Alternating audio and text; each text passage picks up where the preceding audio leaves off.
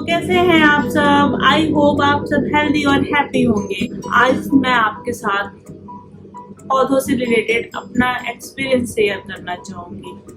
आज हम बात करेंगे इंडोर गार्डनिंग की, इंडोर प्लांट्स की। पता है आप लोगों के लिए खुशखबरी है, इंडोर गार्डनिंग ना इतनी भी मुश्किल नहीं है जितनी हम समझते हैं। पहले ना मैं बहुत अपसेट होती थी, क्योंकि पहले जब भी ना मैं इंडोर गार्डनिंग करती थी, मैं अपने लिविंग रूम में, अपने बेडरूम में या अपनी लॉबी में ना कोई भी प्लांट लगाती थी ना, वो बहुत जल्दी खराब हो जाता था।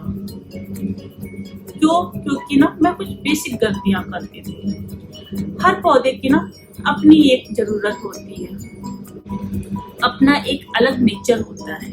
अगर ना हम उन पौधों के बेसिक जरूरतों को ध्यान में रखें ना, तो हम अपने इंडोर गार्डन को बहुत इजीली और बहुत हेल्दी मेंटेन रख सकते हैं। तो आज ना मैं आपके साथ कुछ उन्हीं टॉपिक को डिस्कस करती हूँ। अपना इंडोर गार्डनिंग के कुछ ऐसे टिप्स शेयर करूंगी जो मेरे खुद के पर्सनल एक्सपीरियंस हैं। शुरू करते हैं। सबसे पहली चीज कि हमें पौधे का चुनाव यानी प्लांट का सिलेक्शन ना अपने दिनचर्या और अपने घर के वातावरण के हिसाब से करना चाहिए। जैसे बहुत से ना लोग वर्किंग होते हैं, तो वो ऑफिस चले जाते हैं, सुबह से लेके शाम तक उनका घर बंद रहता है। तो ये चीज का ध्यान रखना है कि आप वर्किंग हैं या आपके घर में ताला बंद नहीं होता, कोई ना कोई हमेशा रहता है। दूसरा, आपके घर में धूप कितनी आती है, डायरेक्ट इनडायरेक्ट लाइट कितनी आती है। तो इन बातों का ध्यान रखते हुए ही आपको पौधे लेने हैं। जो टिप्स है वो ये है कि पॉट का सिलेक्शन भी सही होना चाहिए। पॉट का सिलेक्शन हमेशा पौधे के हिसाब से करें, ना ही बहुत बड़ा पॉट और ना ही बहुत छोटा पॉट। हमेशा पौधे के अकॉर्डिंग, पौधे की जरूरत के हिसाब से। ना मैं क्या करती थी, मैं इतना सा प्लांट लाती थी, इतना सा, और उसको इतने बड़े गमले में लगा देती थी। क्या होता था फिर पौधा खत्म। क्योंकि उस गमले में ना उस पौधे के रिक्वायरमेंट के हिसाब से बहुत ही ज्यादा पानी होता था, बहुत ही ज्यादा फर्टिलाइजर होता था। इसलिए हमेशा ना पॉट का सिलेक्शन प्लांट के साइज के अकॉर्डिंग करें। तीसरा जो टॉपिक मैं आपसे डिस्कस करना चाहूंगी वो ये है कि आप पौधे के लिए ना हमेशा अपने घर में एक सही जगह का चुनाव करें। पौधे घर के हर जगह पे नहीं रह सकते। अगर आपने उन्हें किचन में रखा है तो किचन में भी ना विंडो के आसपास का जगह ढूंढिए। अगर आपने उन्हें ना अपने लिविंग रूम में, बेडरूम में या लॉबी में रखा है तो वहाँ पे भी विंडो के आसपास ही उन्हें रखिए। क्योंकि सारे पौधे ना उन्हें ना थोड़ी बहुत नेचुरल सनलाइट, नेचुरल लाइट की जरूरत होती है, नेचुरल एयर की जरूरत होती है। तो इसलिए उनके लिए सही जगह का चुनाव बहुत जरूरी है। नेक्स्ट टॉपिक जो है वो ये है, विंटर में अपने पौधों को ना थोड़ा सा एक्स्ट्रा केयर करना है। जैसे आप ना गर्मियों में अपने पौधे को 3 से 4 दिन में पानी देते हैं, तो विंटर्स में ना आप 7 to 10 डेज के बाद पानी देंगे। दूसरा, आप ना उन्हें थोड़ी देर के लिए धूप में जरूर रखेंगे या उन्हें ऐसी जगह पे रखेंगे जहां उन्हें थोड़ी धूप लग जाए। क्योंकि विंटर्स में ना इतनी ठंड रहती है और हमारा घर पूरी तरह से पैक रहता है, जिससे पौधों को ना नेचुरल एयर और नेचुरल लाइट नहीं मिलती है। विंटर्स में तो मेरा सजेशन यही रहेगा कि आप पौधों को ना बाहर ही रखिए, थोड़ा सा शेड में बाहर रखिए, जिससे ना उन्हें नेचुरल लाइट और नेचुरल धूप मिल सके। नेक्स्ट जो है टॉपिक वो मैं बताना चाहूंगी कि अपने पौधों को ना ज्यादा पानी ना दें। ओवर वाटरिंग से सबसे ज्यादा पौधे खत्म होते हैं। क्योंकि ना हमारी सॉइल जितनी देर तक गीली रहेगी ना, तो रूट्स में ना उतने ज्यादा फंगस लगने के डर रहते हैं। तो इसलिए इंडोर प्लांट्स को ना रोज वाटरिंग की भी जरूरत नहीं होती है। आप ना उसकी सॉइल को चेक कर लो, उसके बाद उसको पानी दो। और पता मैं तो यहाँ पे क्या करती हूँ ना, मैं तो डेली ना लीव्स पे वाटर स्प्रे करती हूँ और सॉइल में ना हफ्ते में 1 बार या 2 बार पानी दे देती हूँ। और वो भी पता है ज्यादा नहीं, 1/2 लीटर, वो तो पॉट के हिसाब से या प्लांट के साइज के हिसाब से थोड़ा सा पानी दे देती हूँ। तो उस चीज का आप भी ध्यान रखिए और ना पौधे को आप वाटर स्प्रे कर दीजिए, जिससे क्या उसकी पत्तियां फ्रेश रहेंगी और आपका पौधा भी हेल्दी रहेगा, उसकी वाटर रिक्वायरमेंट भी पूरी होती रहेगी और आपका पौधा ओवर वाटरिंग से भी बचा रहेगा। टॉपिक जो मैं आपके साथ डिस्कस करना चाहूंगी वो ये है कि समय समय पे ना अपने पौधे को फर्टिलाइज जरूर करें।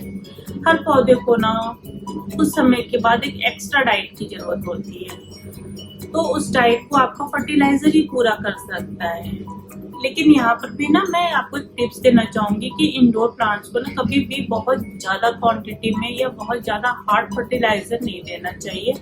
इंडोर प्लांट को बहुत ही लाइट और बहुत ही कम क्वांटिटी में फर्टिलाइज करना चाहिए, क्योंकि ना वो बहुत ही सेंसिटिव हो जाते हैं जब वो अंदर रहते हैं। तो इसलिए उन्हें बहुत ही माइल्ड और बहुत ही कम क्वांटिटी में फर्टिलाइज करना चाहिए, पर रेगुलर फर्टिलाइज करना चाहिए। नेक्स्ट टॉपिक जो मैं आपसे डिस्कस करना चाहूंगी वो ये है कि हमें ना जो इंडोर प्लांट्स होते हैं तो उनमें ना कुछ समय के बाद उनकी लीव्स पे ना डस्ट जम जाती है, तो ना हमें ना बराबर क्लीन क्लॉथ से ना उनकी लीव्स को क्लीन करना चाहिए। उससे ना हमारा प्लांट क्या है वो एक तो उसमें फंगस वगैरह नहीं आएंगे और दूसरा ना वो ब्रीथ ले सकेगा, अच्छे से ब्रीथ ले सकेगा, तो उसमें ग्रोथ आएगी।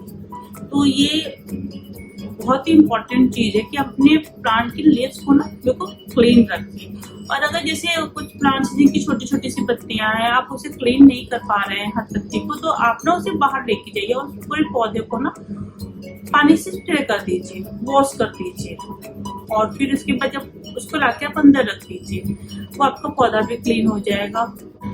अब अगली टॉपिक जो मैं डिस्कस करना चाहूंगी वो ये है कि हमेशा इस चीज का ध्यान रखें कि आपके पौधे में किसी भी तरह का फंगस या किसी भी तरह के कीड़े न लगे हों, क्योंकि ना वो आपके पौधे को सबसे ज्यादा डैमेज करते हैं। अगर आपके पौधे में कभी कोई फंगस लग जाए या कोई कीड़े लग जाए ना, तो सबसे पहले आप क्या करिए कि आप उन्हें ना कहीं बाहर लेके जाइए और वहां पे उन्हें अच्छे से वॉश कर दीजिए पानी से।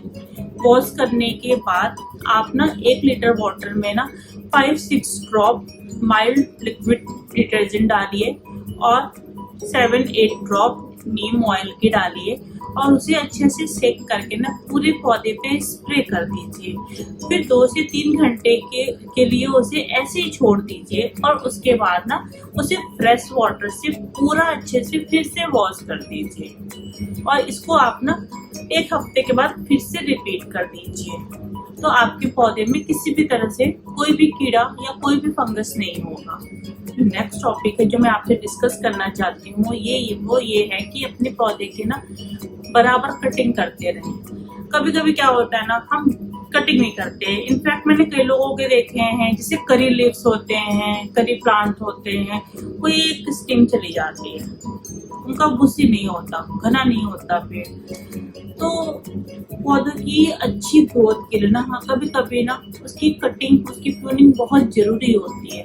तो इसलिए ना उनकी कटिंग का बहुत अच्छे से ध्यान रखिए और उनकी जरूरत के हिसाब से ना उनकी बराबर कटिंग भी करते रहें। अब जो मैं आपके साथ डिस्कस करना चाहूंगी वो ये है कि प्लांट की रिपोर्टिंग। जी हाँ, प्लांट की रिपोर्टिंग बहुत जरूरी है। पॉट की रिपोर्टिंग हमें कब करनी चाहिए? पॉट की रिपोर्टिंग ना हमें 2 साल से लेके 5 साल के तक करनी चाहिए। कुछ पौधों को 2 साल के बाद ही रिपोर्टिंग की जरूरत पड़ जाती है और कुछ प्लांट को ना 5 साल तक भी रिपोर्टिंग की जरूरत नहीं होती। तो उनकी रिक्वायरमेंट के हिसाब से ना हमें उनकी रिपोर्टिंग करनी चाहिए। एक काम आप और कर सकते हैं, कभी भी ना पौधे को एकदम से बड़े गमले में मत लगाइए, साइज वाइज ना और चेंज करिए। आप जैसे अगर कोई पौधा है वो 6 इंच के पॉट में लगा हुआ है, तो आप ना उसको 10 इंच के पॉट में ट्रांसफर करिएगा, ना कि उसे 12 इंच 14 इंच के, मैक्सिमम 12 इंच के पॉट में, जस्ट डबल। इस चीज का ध्यान रखिएगा। लेकिन कुछ प्लांट ना जैसे उन्हें टाइट ग्रो होना पसंद है, जैसे सकुलेंट्स, उन्हें ना एक साथ बंच में ग्रो होना पसंद है, जैसे सकुलेंट्स है, सेंसिवेरिया है, स्नैक प्लांट है, ऑर्किड है। इस तरह से बहुत से प्लांट है जिन्हें ना बिल्कुल टाइटली ग्रो होना पसंद है, तो इन्हें ना रिपोर्ट करने की जरूरत नहीं होती है।